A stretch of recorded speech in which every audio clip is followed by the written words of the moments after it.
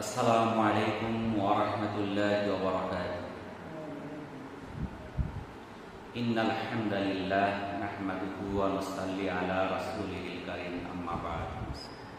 আল্লাহ পাকের নিকট লাখো কোটি শুকরিয়া যে মহান আল্লাহ তাআলা আমাদেরকে পবিত্র শুক্রবার জুমার দিন মসজিদে আসার মতো তৌফিক দান করেছেন। এই জন্য মহান আল্লাহর নিকট শুকরিয়া আদায় করি, আলহামদুলিল্লাহ। আলহামদুলিল্লাহ। আজকে জিলহজ মাসের দ্বিতীয় শুক্রবার 9 তারিখ, অত্যন্ত ফজিলতপূর্ণ একটি মাস জিলহজ। আজকের যে দিনটার গুরুত্ব ফজিলত এটা কত দামি, এইটা যদি আমাদের জানা থাকতো, এই মসজিদে আসার জন্য প্রতিযোগিতা শুরু হতো কে কার আগে আসে।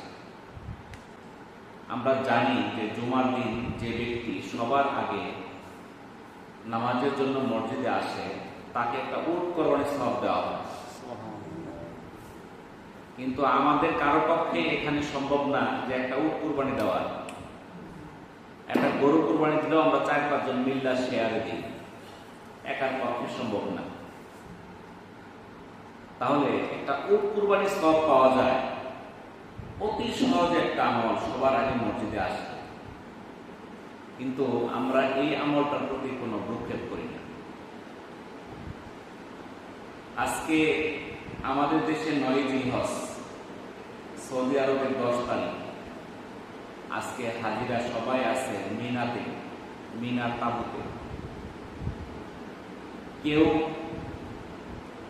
চলে গেছে কুরবানির জন্য, কেউ চলে গেছে তাওয়াফ সাই করার জন্য মক্কাতুল মুকাররমায়, আর কেউ মিনার তাঁবুতে আছে।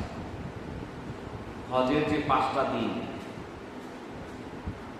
8, 9, 10, 11, 12, যেখানে হজের ফরজ কাজগুলো থাকে, এর মধ্যে সবচেয়ে গুরুত্বপূর্ণ যে আমলটা আরাফার ময়দানে উপস্থিত থাকা, সেটা গতকালকে হয়ে গেছে।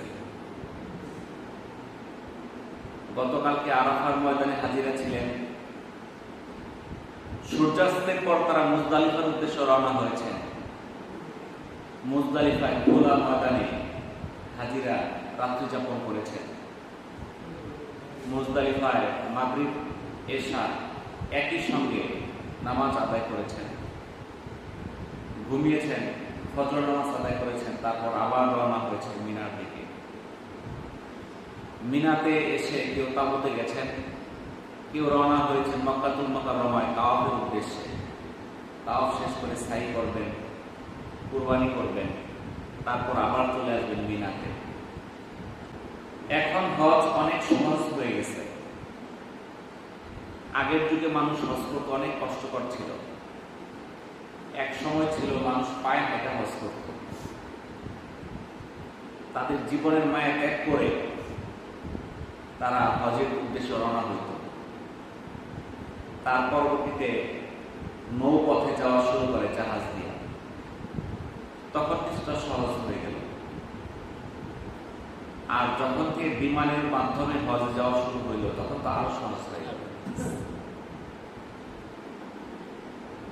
যতই সময় যেতেছে ততই হজ করা সহজ, আরামদায়ক হইতেছে, কিন্তু আমলগুলো কমে যেতেছে। আমি যখন প্রথম হজ করি 2009 সনে, আজ থেকে 15 বছর আগে, 16 বছর আগে, তখন আরাফার অর্থাৎ হজের যে মূল 5 দিন, এই 5 দিন কোনো খাবার খাওয়াটা কঠিন ব্যাপার ছিল। খাবার পাওয়াটা খুব কঠিন ছিল। যার সঙ্গে চিরামুড়ি কিছু শুকনা খাবার নিয়ে গেছে, এই 5 দিন এটা খেয়ে থাকতে হয়েছে। এই 5 দিনের মধ্যে ভাত কি জিনিস খাইতে পারে না। টাকা থাকলেও সে খাওয়ার কোনো সুযোগ ছিল না। যখন আমাদেরকে আরাফার ময়দানে নামাই দিয়ে আসে একটা তাঁবুর মধ্যে, উপরে একটা কাপড় ঝোলানো, নিচে একটা কাপড় বিছানো, কোনো এসির ব্যবস্থা ছিল না, কোনো বিছানার ব্যবস্থা, কার্পেট কিংবা কোনো তুষক, জাজিম, এগুলোর কোনো ব্যবস্থাই ছিল না। এখন বর্তমানে হাজিদেরকে আরাফার ময়দানে এসির ব্যবস্থা করেছে। এসি আছে, কোনো গরম লাগে না, সুন্দর বিছানা আছে, জাজিম আছে, পর্যাপ্ত খাবার আছে, ফ্রিজ ভর্তি খাবার, যার যত খাবার, জুস, আইসক্রিম, ফলমূল, যা খাইতে চায়, কোনো খাবারের অভাব নাই। এখন হজযাত্রীদের কষ্ট আগের মতো নাই। এখন আরাফাতেও খাবার আছে, মিনাতেও খাবারের অভাব নাই। যেখানে যাবে সেখানেই খাবার, টাকাও লাগে না, ফ্রি, বিনামূল্যে। কিন্তু আমলগুলো কমে গেছে। আগে যখন খুশি তখন তাওয়াফ করা গেছে, মাতাফে নামাজ আদায় করা গেছে, 5 ওয়াক্ত নামাজ যায় মাতাফে পড়া গেছে, কাবাবের সামনে বসে পড়া গেছে। এখন ইচ্ছা করলে ঢোকা যায় না, মসজিদের ভিতরে ঢুকতে পারে, মাতাফ তো দূরের কথা। দেখা গেছে আগের সময় যে ব্যক্তি একদিনে তাওয়াফ করছে 10টা, এখন 40 দিন থেকেও 10টা তাওয়াফ করতে পারে কিনা সন্দেহ। এত কষ্টকর হয়ে গেছে আমল করা। মসজিদের ভিতরে যায় নামাজ পড়া অনেক কষ্টকর ব্যাপার। আসরের নামাজ যদি কেউ পড়তে চায় জোহর করে ঢুকতে হবে, মাগরিব পড়তে হইলে আসরের পরে ঢুকতে হবে। অনেক কঠিন জায়গা পাওয়া, মাতাফের মধ্যে তাওয়াফ করা অনেক কঠিন ব্যাপার, সুযোগ পাওয়া যায়। তাহলে এই যে হজ একটা গুরুত্বপূর্ণ ইবাদত, আল্লাহ তাআলা বলেন, আর আল্লাহর উদ্দেশ্যে এই গৃহের হজ করা ওই ব্যক্তির উপর ফরজ করা হলো যার এখানে আসার সামর্থ্য রয়েছে। আর যে ব্যক্তি তা অস্বীকার করে সে জেনে রাখো মহান আল্লাহ তাআলা জগৎবাসী থেকে মুখাপেক্ষাহীন। সূরা আল ইমরান আয়াত 97। ইবনে ওমর রাদিয়াল্লাহু তাআলা আনহু থেকে বর্ণিত, তিনি বলেন রাসূলুল্লাহ সাল্লাল্লাহু আলাইহি সাল্লাম বলেছেন, ইসলাম 5টি স্তম্ভের উপর প্রতিষ্ঠিত। 1 নাম্বার তাওহীদ ও রিসালাতের সাক্ষ্য প্রদান করা, এই মর্মে যে আল্লাহ ছাড়া কোনো মাবুদ নাই, হযরত মুহাম্মদ সাল্লাল্লাহু আলাইহি ওয়াসাল্লাম তার বান্দা ও রাসূল। 2 নাম্বার সালাত কায়েম করা। 3 নাম্বার যাকাত প্রদান করা। 4 নাম্বার হজ সম্পাদন করা। 5 নাম্বার রমজানের সিয়াম পালন করা। সহিহ বুখারীর 8 এবং সহিহ মুসলিমের 16 নাম্বার হাদিস। ইবনে আব্বাস রাদিয়াল্লাহু তাআলা আনহু থেকে বর্ণিত, তিনি বলেন রাসূলুল্লাহ সাল্লাল্লাহু আলাইহি সাল্লাম বলেছেন, যে ব্যক্তি হজের সংকল্প করে সে যেন অবিলম্বে তা আদায় করে। কারণ মানুষ কখন অসুস্থ হয়ে যায়, কখন প্রয়োজনীয় জিনিস বিলুপ্ত হয়ে যায়, কখন অপরিহার্য প্রয়োজন সামনে চলে আসে। এর ইবনে মাজাহ 2883, সুনানে আবু দাউদের 1732 নাম্বার হাদিস। তাহলে যে ব্যক্তি হজে নিয়ত করে সে যেন দ্রুত হজ করে। কেন? কারণ সে অসুস্থ হয়ে যেতে পারে, তার যে হজের সামানা এটা শেষ হয়ে যেতে পারে, তার সম্পদ ধ্বংস হয়ে যেতে পারে, ধনী থেকে গরিব হয়ে যেতে পারে। এমন প্রয়োজন সামনে আসা পরে তখন হজ করা সম্ভব না। এই জন্য কেউ ইচ্ছা করে যেন সে দ্রুত হজ করে। আবু হুরায়রা রাদিয়াল্লাহু তাআলা আনহু থেকে বর্ণিত, তিনি বলেন রাসূলুল্লাহ সাল্লাল্লাহু আলাইহি সাল্লাম বলেছেন, যে ব্যক্তি আল্লাহর উদ্দেশ্যে হজ করেছে যার মধ্যে সে অশ্লীল কথা বলেনি বা অশ্লীল কোনো কার্য করেনি, সে হজ হতে ফিরবে সেদিনের মতো নিষ্পাপ অবস্থায় যেদিন তার মা তাকে জন্ম দিয়েছিল। যা বুখারীর 1521 নাম্বার হাদিস। তাহলে যে ব্যক্তি হজ করলো, কোনো অশ্লীল বাক্য বা অশ্লীল কাজ সম্পাদন করলো না, সে হজ থেকে এমনভাবে ফিরবে, এমন গুণামুক্ত অবস্থায় ফিরবে যেদিন সে জন্মগ্রহণ করেছিল যেমন তার কোনো গুনাহ ছিল না, সেরকম ভাবে হজ থেকে ফেরার পর তার কোনো গুনাহ থাকবে না। আবু হুরায়রা রাদিয়াল্লাহু তাআলা আনহু থেকে বর্ণিত, রাসূলুল্লাহ সাল্লাল্লাহু আলাইহি সাল্লাম বলেছেন, এক উমরা থেকে আরেক উমরা সময় পর্যন্ত সগীরা গুনাহের কাফারা স্বরূপ। আর জান্নাতি হলো কবুল হজের একমাত্র প্রতিদান। কি বলেন? যে এক উমরা থেকে আরেক উমরা পর্যন্ত গুনাহের কাফারা স্বরূপ, আর জান্নাত হলো কবুল হজের একমাত্র প্রতিদান। এটা সহিহ বুখারীর 1773 নাম্বার হাদিস। আবু শামসা আল মাহরি রাহিমাহুল্লাহ থেকে বর্ণিত, তিনি বলেন আমরা আমর ইবনুল আস রাদিয়াল্লাহু তাআলা আনহুর মুমূর্ষু অবস্থায় তাকে দেখতে উপস্থিত হলাম। তখন তিনি দীর্ঘ সময় ধরে কাঁদলেন এবং দেয়ালের দিকে মুখ ফিরিয়ে রাখলেন। এরপর তিনি বললেন, আল্লাহ, যখন আমার অন্তরে ইসলামের অনুরাগ সৃষ্টি করে দিলেন, তখন আমি রাসূলুল্লাহ সাল্লাল্লাহু আলাইহি সাল্লামের নিকটে উপস্থিত হয়ে অনুরোধ জানালাম যে আমার ডান হাত বাড়িয়ে দিন, যাতে আমি বায়াত গ্রহণ করতে পারি।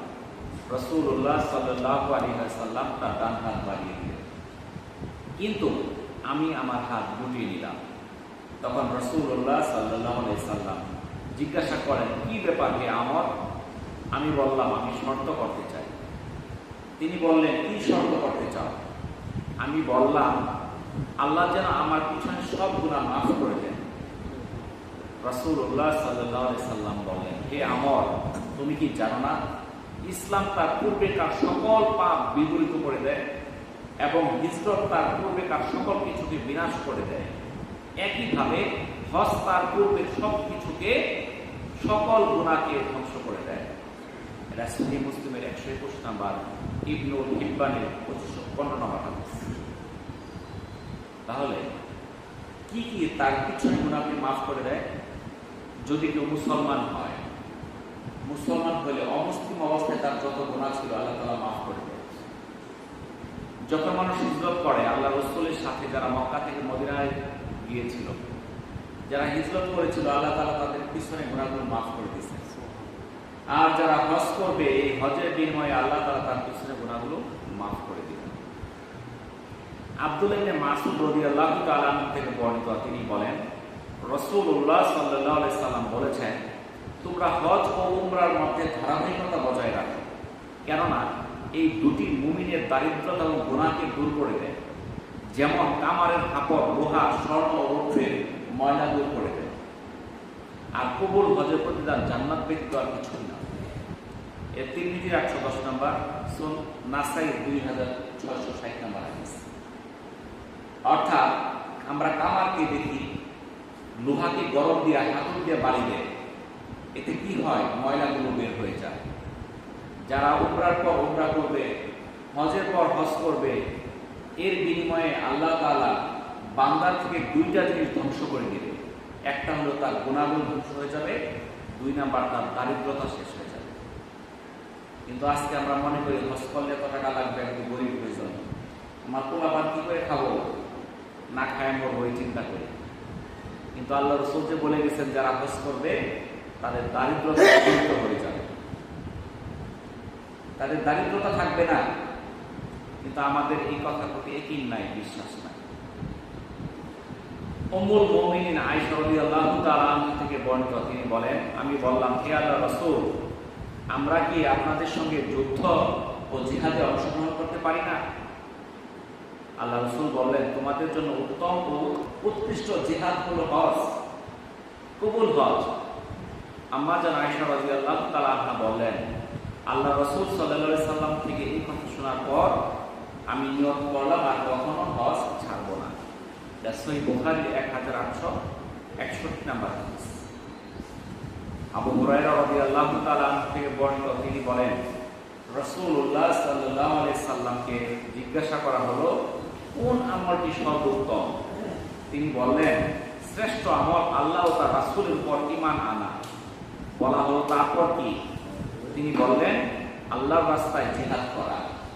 জিজ্ঞাসা করা হলো, তারপর কি?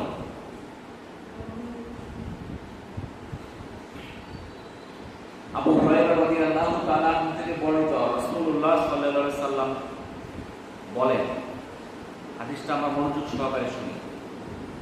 আবু হুরায়রা রাদিয়াল্লাহু তাআলা আনহু থেকে বর্ণিত, রাসূলুল্লাহ সাল্লাল্লাহু আলাইহি সাল্লামকে জিজ্ঞাসা করা হলো, কোন আমলটি সর্বোত্তম? আল্লাহ রাসূল বলেন, শ্রেষ্ঠ আমল হলো আল্লাহ ও তার রাসূলের উপর ঈমান আনা। বলা হলো, তারপর কোনটি? তিনি বললেন, আল্লাহর রাস্তায় জিহাদ করা। জিজ্ঞাসা করা হলো, তারপর কি? তিনি বললেন, কবুল হজ। সহিহ বুখারী 1519 নম্বর হাদিস। আবু হুরায়রা রাদিয়াল্লাহু তাআলা আনহু থেকে বর্ণিত, তিনি বলেন, রাসূলুল্লাহ সাল্লাল্লাহু আলাইহি সাল্লাম বলেছেন, আল্লাহর মেহমান হলো 3টা দল। 1, আল্লাহর রাস্তায় যুদ্ধকারী, 2, হজকারী, 3 উমরাকারী, এটা নাসাই 2625 নাম্বার হাদিস। তাহলে হাজিদের এত সম্মান, এত ফজিলত, যারা আজকে মক্কাতুল মুকাররমায় আছে তারা কতই না সৌভাগ্যবান। যারা গতকালকে আরাফাতে ছিল, আজকে সেখান থেকে তারা চলে আসবে মিনাতে, তারা কতই না ভাগ্যবান। তারা মহা সৌভাগ্যবান, যেখানে তারা এই পবিত্র হজ করার মতো তৌফিক পেয়েছে। আল্লাহ তাআলার কাছে আমরাও চাই আল্লাহ তাআলা যেন আমাদেরকে আবার সেখানে যাওয়ার তৌফিক দান করে। আমরা যারা যাইতে পাই নাই তারাও যেন সেই পবিত্র মক্কাতুল মুকাররমা মদিনাতুল মুনাওয়ারা দেখা দুটা চোখকে আমরা জোড়াইতে পারি। আল্লাহ তাআলা আমাদের এই নিয়তকে কবুল করুন। আজকে 9 জিলহজ, আগামীকালকে 10 জিলহজ আমাদের দেশে পবিত্র ঈদুল আজহা। তো পবিত্র ঈদুল আজহা সম্পর্কে আমাদের কিছু আমল আছে, আমলগুলো আমি সংক্ষেপে বলে দিতেছি। ঈদের দিনের প্রথম আমল হইল সকাল সকাল ঘুম থেকে ওঠা। আমরা কি করবো? আগামীকালকে সকাল সকাল ঘুম থেকে উঠবো, কিন্তু আমাদের মধ্যে অনেকে আছে ঈদের দিন কাম কাজ নাই, 10টা পর্যন্ত ঘুমাই। কিন্তু সুন্নাত কি? সকাল সকাল ঘুম থেকে ওঠা। 2 নাম্বার, ঘুম থেকে উঠে মেসওয়াক করা। মেসওয়াকের অনেক ফজিলত, অনেক ফজিলত, আমরা মেসওয়াক করব। 3 নাম্বার, গোসল করা। আমরা সকালে উঠে মেসওয়াক শেষ করে আমরা গোসল করে নেব। 4 নাম্বার, শরীয়ত সম্মত সাজসজ্জা করা। আমরা সাজসজ্জাটা শরীয়ত সম্মত হবে, শরীয়তের বাইরে যেন না হয়, এবং সামর্থ্য অনুযায়ী উত্তম পোশাক পরিধান করা। আমাদের যেরকম সামর্থ্য আছে, এই সামর্থ্য অনুযায়ী আমাদের যত সাধ্যগুলো আমরা উত্তম পোশাক পরিধান করব। 6 নাম্বার আমল হচ্ছে সুগন্ধি ব্যবহার করা, আতর ব্যবহার করা। 7 নাম্বার, ঈদুল ফিতরে যদি হয় তাহলে কিছু মিষ্টি জাতীয় খাদ্য বা খেজুর খায়া ঈদগাহে যাওয়া। আর ঈদুল আজহার দিন না খায়া যাওয়া সুন্নাত। সকালবেলা কিছু না খায়া মসজিদে যাওয়া, ঈদগাহে যাওয়া সুন্নাত। 8 নাম্বার হলো সকাল সকাল ঈদগাহে যাওয়া। কিন্তু আমাদের দেশের দুর্ভাগ্য, আমরা সকাল সকাল ঈদগাহে যাই না। আমাদের ঈদগাহে যাইতে অনেক দেরি হয়, 9টা 10টা বাজে। এটা সুন্নতের খেলাফ। 10 নাম্বার, ঈদের নামাজ ঈদগাহে আদায় করা। ঈদের নামাজ কোথায় আদায় করতে হবে? ঈদগাহে আদায় করতে হবে। যদি কোনো সমস্যা থাকে, বৃষ্টি, প্রতিকূলতা, বিভিন্ন সমস্যা, মসজিদেও পড়া যায়। উত্তম হইল কোথায়? ঈদগাহে পড়া। আল্লাহ রাসূল মসজিদে নববীতে নামাজ আদায় করতেন, কিন্তু ঈদের নামাজ পড়তেন কোথায়? মসজিদে নববী থেকে একটু দূরে, যেখানে এখন একটা মসজিদ নির্মাণ করা হচ্ছে, মসজিদে গামামা। সেখানে আল্লাহ রাসূল এই ঈদের নামাজ আদায় করতেন খোলা ময়দানে। তাহলে মসজিদ থাকা সত্ত্বেও খোলা ময়দানে নামাজ আদায় করা এটা সুন্নাত। 11 নাম্বার, যে রাস্তায় ঈদগাহে যাওয়া হবে আসার সময় ভিন্ন পথ ব্যবহার করা। আমরা যেদিক দিয়ে যাব একটু ভিন্ন পথ দিয়ে আসার চেষ্টা করব। 12 নাম্বার সুন্নাত হইল পায়ে হেঁটে ঈদগাহে যাওয়া। আমরা কি যাব? পায়ে হাঁটা যাওয়ার চেষ্টা করবো। আমরা যদি সকাল সকাল রওনা হই তাহলে ঈদগাহে কি হাঁটা যাওয়া যাবে না? 13 নাম্বার, ঈদের যাওয়ার সময় তাকবীর পড়তে থাকা। আল্লাহু আকবার, আল্লাহু আকবার, লা ইলাহা ইল্লাল্লাহ, আল্লাহু আকবার, আল্লাহু আকবার, ওয়ালিল্লাহিল হামদ। এই তাকবীর পাঠ করতে করতে যাওয়া। 14 নাম্বার সুন্নাত হইল ঈদগাহে শিশুদের নিয়ে যাওয়া। আমরা আমাদের বাচ্চাদেরকে আমরা ঈদগাহে নিয়ে যাব। 15 নাম্বার, ঈদের দিন শুভেচ্ছা বিনিময় করা। আমরা শুভেচ্ছা বিনিময় কিভাবে করি? ঈদ মোবারক। ঈদ মোবারক বলা কিন্তু সুন্নাত না।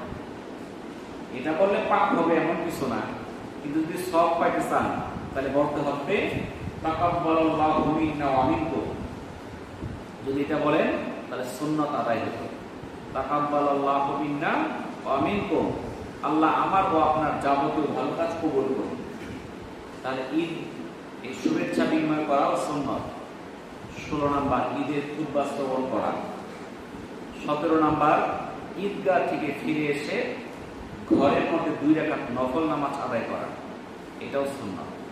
আবু সাঈদ খুদরি রাদিয়াল্লাহু তাআলা আনহু থেকে বর্ণিত, তিনি বলেন নবী করিম সাল্লাল্লাহু আলাইহি সাল্লাম ঈদের নামাজের আগে কোনো নামাজ পড়তেন না, তবে নামাজ পড়ে ঘরে ফিরে 2 রাকাত নামাজ আদায় করতেন। সুনানে ইবনে মাজাহ 1293 নাম্বার হাদিস। আর ঈদের যে রাত্রটা, আজকের যে রাত্রটা, এই রাত্রটা কিন্তু অনেক ফজিলত। হযরত আবু উমামা রাদিয়াল্লাহু তাআলা আনহু বর্ণনা করেন, নবী করিম সাল্লাল্লাহু আলাইহি সাল্লাম বলেন, যে ব্যক্তি 2 ঈদের রাতে আল্লাহর নিকট সওয়াব প্রাপ্তির নিয়তে ইবাদত করবে, তার হৃদয় সেদিনও জীবিত থাকবে যেদিন সকল হৃদয়ের মৃত্যু ঘটবে। এটা ইবনে মাজাহ 1782 নাম্বার হাদিস। তাই ঈদের রাত্রিতে ইবাদত করা অত্যন্ত ফজিলতপূর্ণ একটা আমল। কিন্তু আমরা ঈদের রাত্রে আমরা হাসি ঠাট্টা আনন্দের মধ্যে আমরা কাটাই, ইবাদত করতে ভুলে যাই। আল্লাহ তাআলা যেন জিন আর ইনসানকে যে সৃষ্টি করার উদ্দেশ্যটাই হলো কি ইবাদত করা। আমাদেরকে কি উদ্দেশ্যে সৃষ্টি করছে? আল্লাহর ইবাদতের জন্য।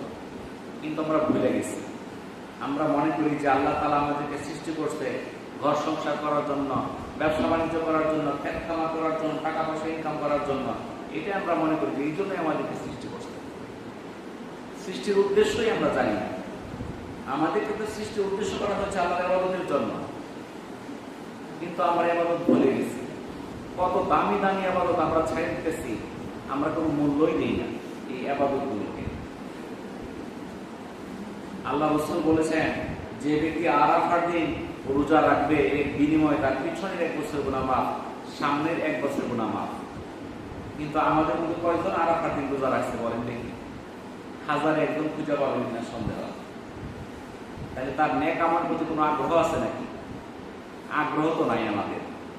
আমরা আজকে শুক্রবার জুমার নামাজ যদি না আসি, মানুষে কি বলবে? যা মসজিদে যাই। কিন্তু আমার যে নামাজের আগ্রহ সেটা যদি থাকতো, তাহলে তো মসজিদে আসতে লুকে লুকানো থাকতো। তো আগামীকালকে পবিত্র কুরবানির দিন, ঈদুল আজহার দিন। ঈদুল আজহার দিন সবচেয়ে বড় ইবাদত হচ্ছে কুরবানি করা, যাদের পক্ষে সম্ভব কুরবানি করা। তো কুরবানি করা ফরজ না ওয়াজিব বলেন তো দেখি? কুরবানি করা হলো একটা ওয়াজিব ইবাদত। আবার ঈদের দিন ঈদগাহে নামাজ পড়া, এটা কি? এটাও ওয়াজিব। কিন্তু আমাদের 5 ওয়াক্ত নামাজ পড়া, এটা কি? ফরজ। আমরা ওয়াজিব আদায় করতে যাই অনেকেই ফরজ ত্যাগ করি, মানে ফরজকে ছাইড়ে দিই আমরা ওয়াজিবের জন্য। আগামীকালকে আমরা কুরবানির জন্য যারা কাজে ব্যস্ত থাকি, এরা কুরবানির কাজ করতে করতে জোহরের নামাজ চলে যায়, আসরের নামাজ চলে যায়, সন্ধ্যার আগে বাড়ি যায়। তাহলে এই যে আমি নামাজ ছাইড়ে দিলাম, এর জন্য দায়ী কারা? এর জন্য দায়ী আমি নিজে, পাশাপাশি আমাদের সমাজ ব্যবস্থা হলো দায়ী। কি জন্য দায়ী? আমাদের দেশে ঈদের নামাজের জন্য সামিয়ানা করে না? কেন করে? রোদ লাগবে। এই সামিয়ানা দিয়া 9টা, 10টা, 11টার সময় নামাজ পড়া হয়। নামাজের টাইম দেওয়া হয় 9টায়। আলোচনা, বিভিন্ন নেতার বক্তব্য, বিভিন্ন কালেকশন, এইটা সেটা করতে করতে 11টা, 11:30 বাজে নামাজ শেষ হইতে। নামাজ শেষ করে আস্তে আস্তে বাড়িতে বাজে 12টা।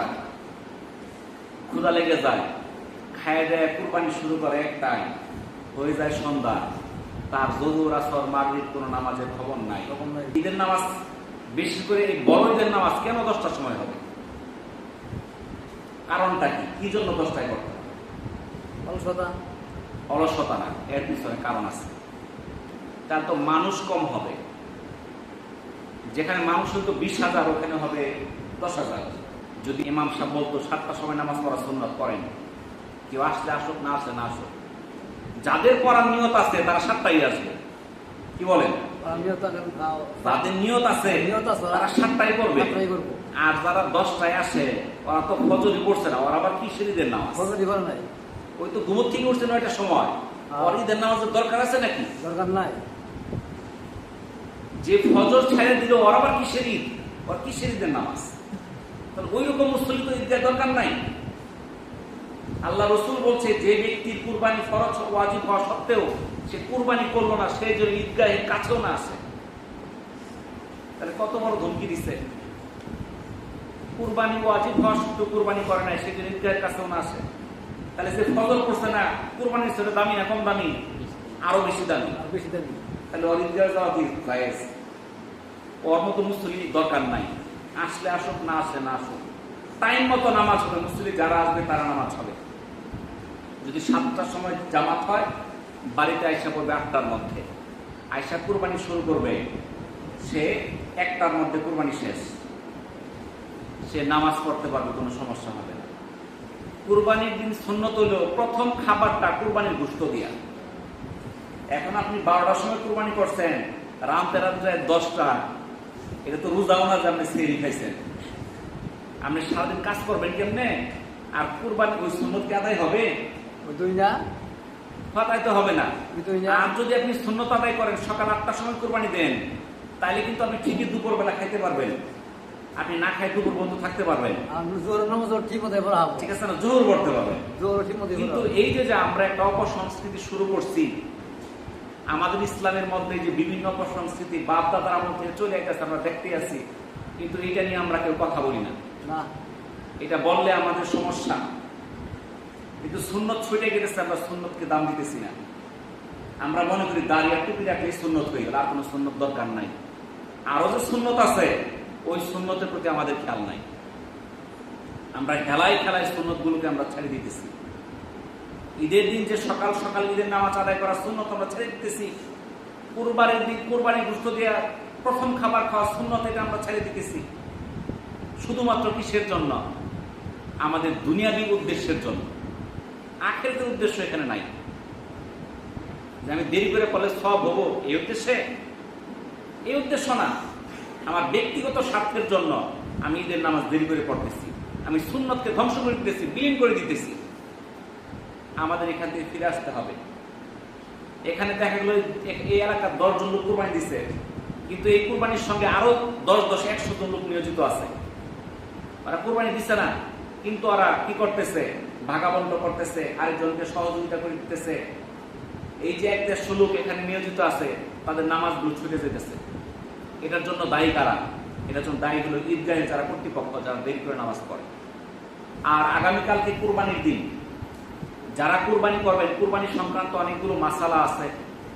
অনেকেই জিজ্ঞাসা করেন কুরবানির মধ্যে এই আকিকা দেওয়া যাবে কিনা। এখন আকিকার সঠিক বিধানটা জানিয়ে নেবেন।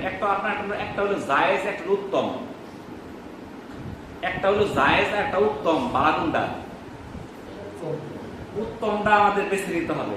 তো এরকম ভাবে আকিকার যে বিধানটা, আকিকার বিধান হলে দিতে হবে জন্মের 7 দিনের দিন। শিশু জন্মের 7 দিন কি দিবেন? মেয়ে হইলে একটা ছাগল, ছেলে হইলে 2টা ছাগল, বকরি, দুম্বা, এগুলা। এইটা হলো উত্তম। আর এরপরে যে আছে জায়েজ, উত্তম একটাও না। কুরবানির সঙ্গে দেওয়া জায়েজ হবে, উত্তম না। গরু দেওয়া জায়েজ, উত্তম না। এইগুলো উত্তম আমরা জেনে রাখি। অনেকে নিয়োগ করে, ছেলে নিয়োগ করি ঈদের মধ্যে আকিকা দিন। কেন ঈদের মধ্যে দিবেন? আকিকার বিধান তো 7 দিন, না পাইলে 14 দিন, না পাইলে 21 দিন। আপনি ঈদের দিন হয়ে যাবে, ওটা কাজা হবে, কাজা। আপনারা যে কুরবানি দিবেন, সেই কুরবানি আপনার 3 ভাগের 1 ভাগ, উত্তম হইল 3 ভাগের 1 ভাগ নিজের জন্য রাখা, 1 ভাগ যারা চায় তাদেরকে দেওয়া, এতিম, অসহায়, ফকির, মিসকিন, আর 1 ভাগ হইল যারা চায় না, আত্মীয় স্বজন, প্রতিবেশী, এদেরকে দেওয়া। জিলহজ মাসের প্রথম 10 দিন এই আমলটা সবচেয়ে দামি। তাহলে আমরা আজকে কালকে কিছু আমল করার চেষ্টা করব। আমাদের নামাজ যেন ছুটে না যায়। জামাতের জন্য এই জুমার নামাজে যতই মানুষ হচ্ছে, আসরে যেন তৈরি হয়, মাগরিবের যেন হয়, এশাও যেন হয়, ফজরও যেন হয়। তাহলে বোঝা যাবে আমরা আমলগুলো শুনে করতেছি। আর শুনলাম, এক কান দিয়ে শুনলাম, এক কান দিয়ে বের দিলাম, লাভ কি? আর এই যে আজকে ফজর থেকে 13ই জিলহজ আসর পর্যন্ত প্রত্যেক ফরজ নামাজের পর বলতে হবে আল্লাহু আকবার, আল্লাহু আকবার, লা ইলাহা ইল্লাল্লাহু, আল্লাহু আকবার, আল্লাহু আকবার, ওয়ালিল্লাহিল হামদ। এটা পুরুষদের জন্য উচ্চ স্বরে এবং মেয়েদের জন্য, মহিলাদের জন্য নিম্ন স্বরে পড়া ওয়াজিব। তাহলে আমরা 5 ওয়াক্ত নামাজের পর এটা পড়বো, বাড়িতেও বলে দিব। আল্লাহ তাআলা আমাদেরকে আমল করার তৌফিক দান করুন। ওয়া আখিরু দাওয়ানা আলহামদুলিল্লাহি রাব্বিল আলামিন। আসসালামু আলাইকুম ওয়া রাহমাতুল্লাহি ওয়া বারাকাতুহু।